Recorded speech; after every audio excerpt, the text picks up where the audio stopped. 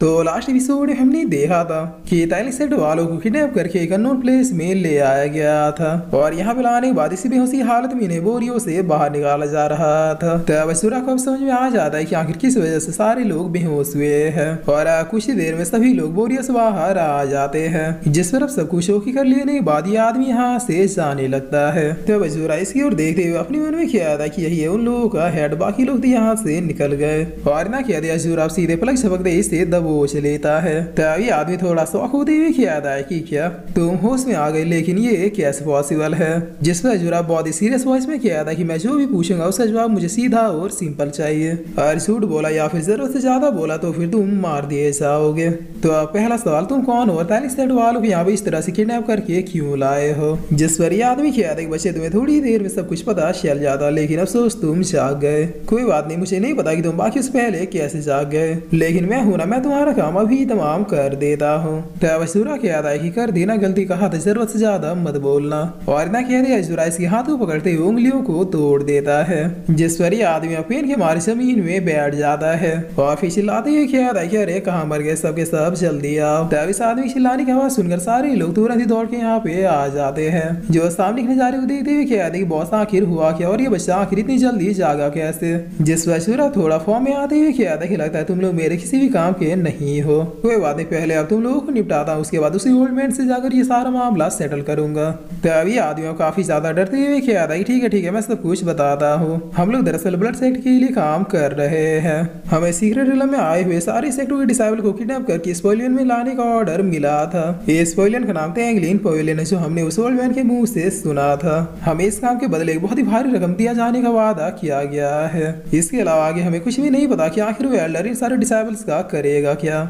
जैसे सुना अजूरा क्या था क्या तिंगलिंग पवेलियन, और फिर अजूरा अपने मन में क्या था तिंगलिंग पवेलियन को ग्रेट रिवर सिटी के बड़े खतरों में से एक माना जाता है। लोगों का कहना इस पवेलियन को हजारों साल पहले डीमंस ने बनाया था ताकि वो अपनी तंत्र मंत्र स्पेल की काली शक्तियों से ह्यूमन रेस का सफाया कर सके। काफी ज्यादा अमाउंट में ब्लैक मैजिक और स्पेलों का यूज करने की वजह से ये पवेलियन स्थापित हो गया और इस पवेलियन से बहुत ही मर्डरस और इविल इंटेंशंस के डीमंस का अपीयरेंस होना शुरू हो गया। जिसके बाद इन्होंने कई सालों तक ह्यूमन रेस में आके बार बार कत्लेआम मचाया, जिसकी वजह से काफी इनोसेंट और अच्छे लोग मारे गए। लेकिन फिर कुछ बड़े मास्टरों ने मिलकर इनका आतंक खत्म किया और फिर इस प्लेस को सील कर दिया था। तब ये आदमी क्या था कि हाँ तुम बिल्कुल सही हो, ये प्लेस सील तो हुआ था, मगर उस ब्लड सेट के आदमी ने दोबारा से पता नहीं कैसे ओपन कर दिया।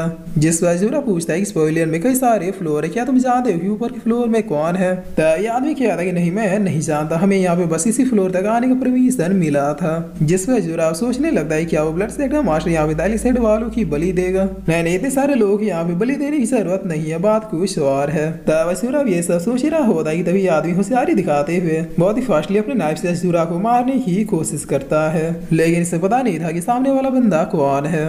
अजूरा स्माइल करते हुए बस अपनी 2 उंगलियों से इसके अटैक को रोक लेता है। तब इस आदमी का फट के फ्लावर हो जाता है और फिर ये बहुत ही शौक होते हुए कहता है कि बादशाह आखिर तुम हो कौन। जिस पर अजूरा इसके नाइफ को तोड़ते हुए कहता है कि इंसान अपनी मौत का कारण खुद ही बनता है। मैंने तुम्हें एक नई लाइफ देने की सोची, लेकिन अगर तुम जीना ही नहीं चाहते तो फिर मैं क्या कर सकता हूँ। और इतना कहते अजूरा इसी नाइफ के टुकड़े को इसी गले के आर पार कर देता है। तभी आदमी अब काफी ज्यादा तड़ते हुए जमीन में गिर के मर जाता है। जिसके बाद हम इसके लोगों की भी चिल्लाने की आवाज सुनते हैं, यानी अजूरा किसी को भी नहीं बख्शता। तब थोड़ी देर के बाद अजूरा यहाँ से निकलते हुए क्या था चलो अब देखा जाए कि आखिर ऊपर के फ्लोर में है क्या।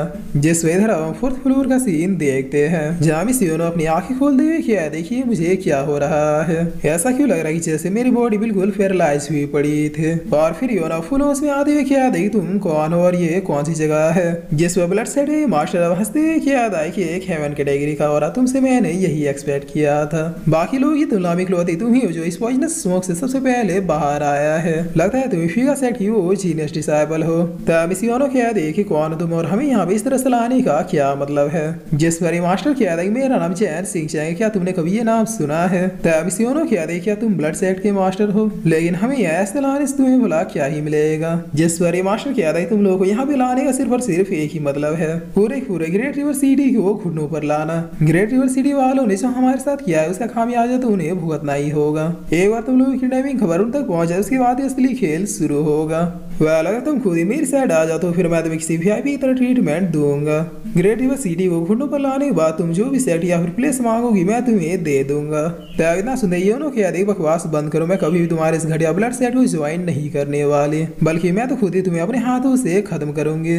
जिस पर ही मास्टर बहुत ही भड़कते हुए किया था ठीक है अगर ऐसी बात हो तो फिर मैं भी देखता कि तुम मेरे काम कैसे नहीं आती। जरा देखो मैंने तुम्हारे सेट के सारे डिसाइबल्स की लाइफ एनर्जी को कैसे कैप्चर कर रखा है। अगर तुमने मेरा साथ देने से इनकार कर दिया तो फिर मुझे नहीं लगता कि तुम्हारे सेट के लोग साथ देर तक जिंदा बचेंगे। तब ये सुनिए मिस यूनो आगे कुछ नहीं बोल पाती है। जिस पर ये एल्डर अब यहाँ से जाते हुए कहता है कि मुझे भी नहीं पता कि तुम्हारे पास कितना समय है, लेकिन अगर मेरे वापस लौटने तक भी तुमने हाँ नहीं किया तो फिर।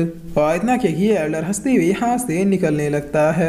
जिस पर अब यही मशूरा को देखते हैं जो कि कमरे के बाहर छुप के इन सब की बातों को सुन रहा था और सुनते हुए अपने मन में ख्याल रहा था कि वो तो ये गेम जितना सिंपल दिख रहा है उतना सिंपल है नहीं। ये अकेला मास्टर पूरे ग्रेट रिवर सिटी को जीत के क्या ही कर लेगा, जरूर से पीछे भी किसी पावरफुल पर्सन का हाथ है। तभी एल्डर अब चुपचाप एक दूसरे कमरे की ओर जाने लगता है और यहाँ पे आगे किसी बेसमेंट के लॉक को ओपन करता है। जिस वजह से ऐसा करते यहाँ एक सीक्रेट कमरा खुल जाता है जहाँ की सीढ़ियाँ नीचे की ओर जा रही थी। तभी एल्डर भी अब नीचे पहुंच के गेट को थोड़ा सा खोलते हुए कहता है किसी ने आपने जैसा कहा था काम बिल्कुल वैसा ही चल रहा है। ग्रेट रिवर सिटी के सारे सेक्टरों के डिसाइबल्स को इस पवेलियन में पहुंचा दिया जा चुका है, इंक्लूडिंग नाइट स्पॉट सेट का वो बाइसिंग और फ्यूगा सेट की वो मिस यूनो। जिस पर अब इस कमरे के अंदर मौजूद दो बड़ी बड़ी आंखें इस मास्टर से कहता है कि गुड जॉब शिनचैन, तुमने काफी अच्छा काम किया है और इस काम के बदले तुम्हें रिवॉर्ड दो जरूर मिलेगा। और ना कह दिया कि रेचर इस एल्डर को कुछ पावर देता है जिसे फील करते हुए मास्टर कहता है क्या ही टेरिफाइंग पावर है ये, मैं अपने कन कन में इतनी पावर की एनर्जी को फील कर सकता हूँ। मेरी पावर सब पहले से भी 4 गुना ज्यादा हो चुकी है।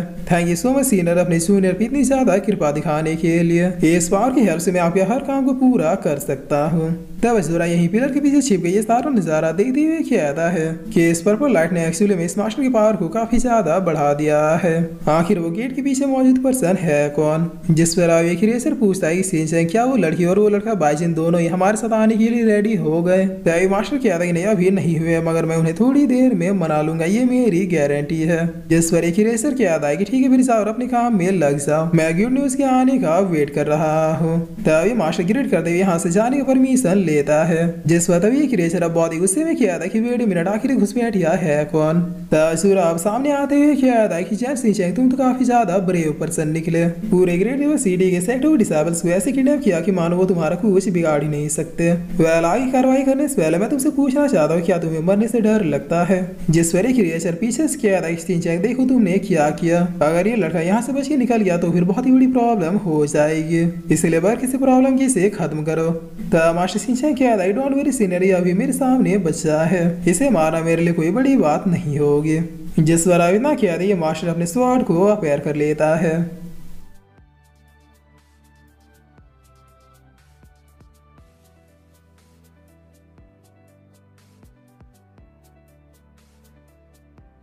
और फिर इसी के साथ ये एपिसोड यहीं पे खत्म होता है।